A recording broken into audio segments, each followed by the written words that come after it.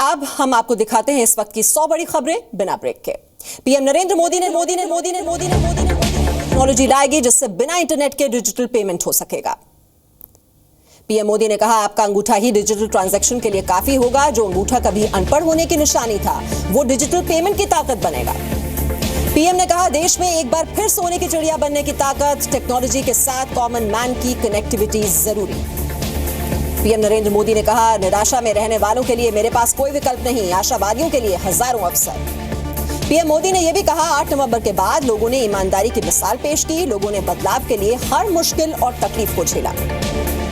PM Modi ने 2G और कोयला घोटाले पर कसा तंज, कहा 3 साल पहले ये हेडलाइन होती थी कितना गया, अब होती है कितना आया। पीएम ने कहा पहले की सरकारें सिलेंडर सब्सिडी के नाम पर चुनाव लड़ती थी, मेरी सरकार ने लोगों से सिलेंडर सब्सिडी छोड़ने की बात की। कानून मंत्री रविशंकर प्रसाद ने कहा नोटबंदी के कुछ ही दिन हुए और माओवादी, आतंकवादी, हवाला वाले परेशान हैं, ऐसे लोगों का कारोबार चौपट हो गया। रविशंकर प्रसाद ने कहा केवल 20 दिन में डिजिटल पेमेंट के जमीनी सिपाहियों ने 1 करोड़ 29 लाख लोगों को डिजिटल पेमेंट सिखा दिया। 4 लाख दुकानदारों को भी ट्रेनिंग दी गई। नोटबंदी के आखिरी दिन राहुल गांधी का पीएम मोदी पर निशाना, राहुल गांधी ने पीएम मोदी से पूछे 5 सवाल।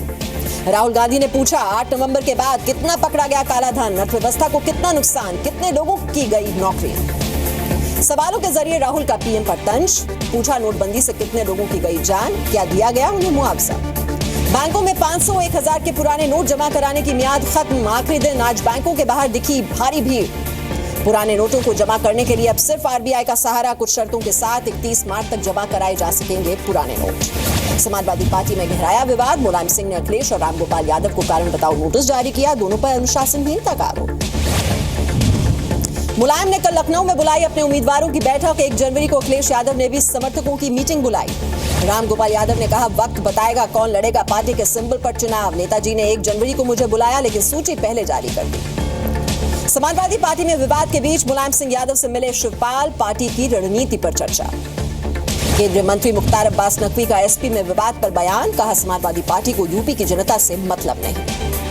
अरुणाचल में फिर सियासी संकट, सीएम पेमा खांडू की कुर्सी खतरे में, पीपल्स पार्टी ऑफ अरुणाचल ने CM Pema Khandu, deputy CM और 5 विधायकों की पार्टी सदस्यता अस्थायी तौर पर रद्द की। तकाम पारियो बनाए जा सकते हैं नए सीएम, बीजेपी ने कहा पीपल्स पार्टी ऑफ अरुणाचल का फैसला मंजूर नहीं।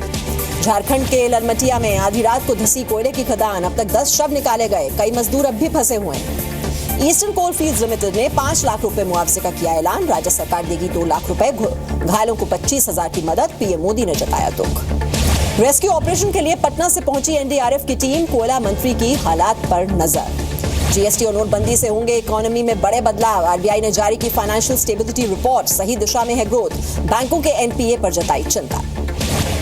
मुंबई के गहनों के लिए मशहूर जावेरी बाजार पर इनकम टैक्स का छापा, कई जौहरियों के खाते खंगाले गए। नोटबंदी से परेशान किसानों को बड़ी राहत, रबी फसल के लिए प्रधानमंत्री कृषि बीमा योजना में प्रीमियम भरने की आखिरी तारीख 10 जनवरी तक बढ़ाई गई। दिल्ली के डिप्टी सीएम मनीष सिसोदिया के दफ्तर में चोरी, कंप्यूटर की डीवीआर, कुछ कागजात, सीपीयू ले भागे चोर। शशिकला नटराजन कल संभालेगी एआईएडीएम के महासचिव की कुर्सी, कल ही सर्वसम्मति से चुनी गई थी महासचिव। ऑगस्टा वेस्टलैंड केस में पूर्व एयरफोर्स चीफ एसपी त्यागी को दिल्ली हाईकोर्ट का नोटिस, सीबीआई ने जमानत को हाईकोर्ट में दी है चुनौती। ऑगस्टा वेस्टलैंड केस में पूर्व एयरफोर्स चीफ एसपी त्यागी के रिश्तेदार संजीव त्यागी को नहीं मिली राहत, पटियाला हाउस कोर्ट ने संजीव त्यागी, गौतम खेतान की न्यायिक हिरासत 14 दिन के लिए बढ़ाई। जम्मू कश्मीर के अलगाववादी नेता यासीन मलिक हिरासत में, पुलवामा में शरणार्थियों की डोमिसाइल नीति के खिलाफ प्रदर्शन की कर रहे थे कोशिश। दिल्ली के स्वास्थ्य मंत्री सत्येंद्र जैन के ओएसडी के दफ्तर पर सीबीआई का छापा, दफ्तर सहित 2 जगहों पर सीबीआई का सर्च ऑपरेशन। पुणे के बेक्स एंड केक्स बेकरी में बड़ा हादसा, आग से दम घुटकर बेकरी के भीतर सो रहे 6 कर्मचारियों की हुई मौत। पुणे के बेकरी में सुबह 4 बजे लगी आग, बेकरी के बाहर लगा हुआ था ताला, आग की वजह शॉर्ट सर्किट हो सकती है।